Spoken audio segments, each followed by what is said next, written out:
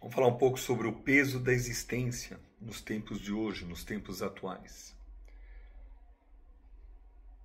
A gente vive em uma era de excessos de informação, excesso de cobranças, excesso de impostos, excesso de comparações, excesso de estímulos que moldam uma sociedade acelerada. Mas essa sociedade acelerada, muitas vezes ela é vazia. E nesse cenário, a melancolia silenciosa, ela vai se espalhando como fosse uma névoa persistente. E afeta cada um de nós, de formas sutis e avassaladoras. A tristeza deixou de ser apenas um sentimento passageiro. E se tornou um estado quase que permanente para muitas pessoas. O desânimo se esconde por trás de sorrisos forçados, caras, e sensação de vazio que acompanha em muitos ao longo dos dias. Muitas pessoas têm essa sensação. A gente tem a distimia e a depressão, e elas não são mais exceções. São sombras, que pairam sobre a sociedade. E elas influenciam muito as nossas relações, a nossa produtividade, as nossas conexões, a nossa visão do mundo.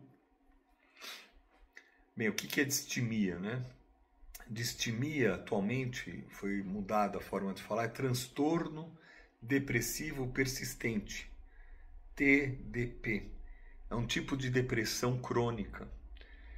E essa distimia ela é caracterizada por sintomas mais leves do que a própria depressão. Mas elas duram por muito tempo. Então elas são crônicas, elas continuam. Os principais sintomas da distimia: o humor deprimido, na maioria dos tempos, uma baixa autoestima e pessimismo,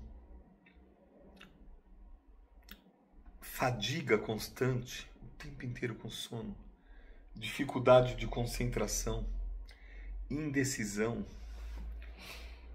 alteração no apetite, ou aumento ou redução, e distúrbios no sono, insônia ou sono excessivo, de repente quer dormir.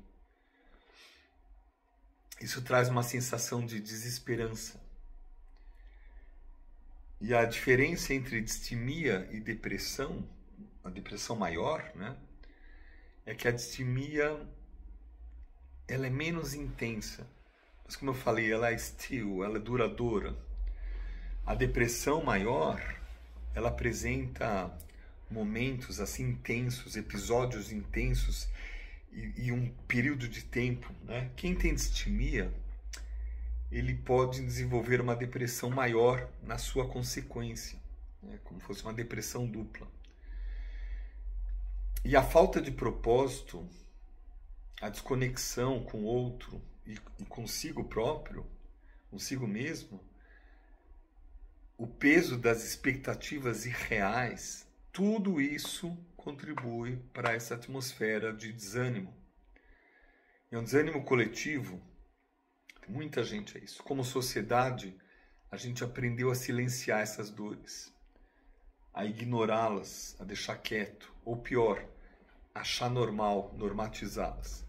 Mas para ignorar, não conseguem tirar ela, desaparecer. Então, diante desse cenário, constante aqui na clínica, a gente precisa reconhecer esse sofrimento. Mas entender que ele não precisa ser uma sentença final ou uma frase, acabou. A gente precisa resgatar a capacidade de sentir, a capacidade profunda de dar sentido aos dias de nós, aos nossos dias. Reconectar com o que realmente importa. E isso, olha, não é um caminho fácil, mas é importante, é necessário, se faz necessário. Afinal, a vida nunca foi sobre suportar, ficar quieto, passivo, o peso da existência, e sim sobre aprender a carregar esse peso com leveza. Mas isso traz um traço de um guerreiro dentro de nós. Aqui, esses dias na clínica, parece que está repetindo esses temas.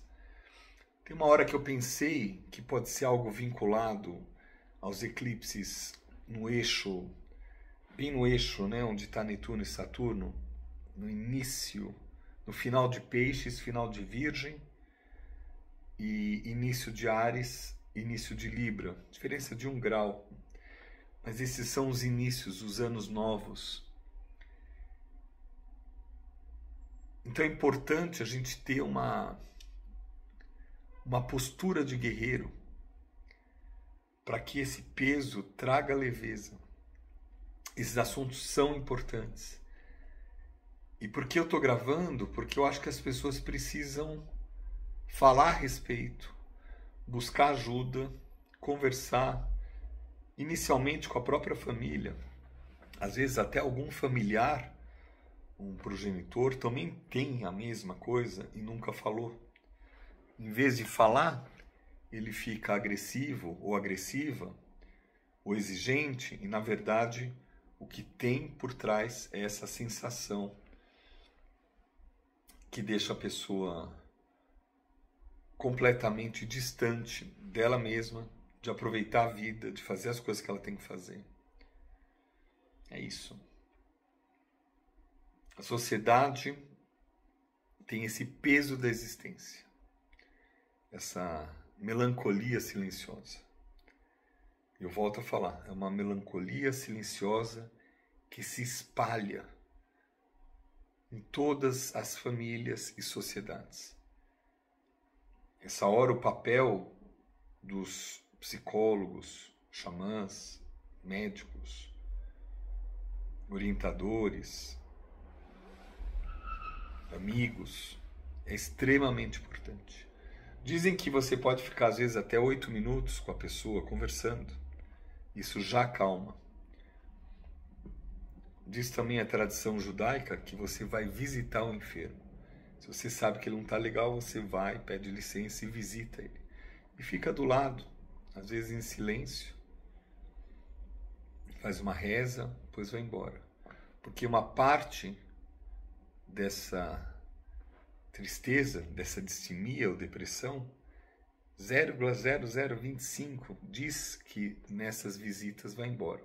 Chama Bikur Holim. É isso, pessoal. Tudo de bom.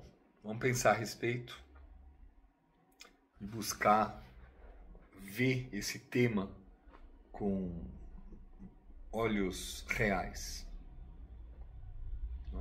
O propósito é olhar isso, limpar isso e sair disso.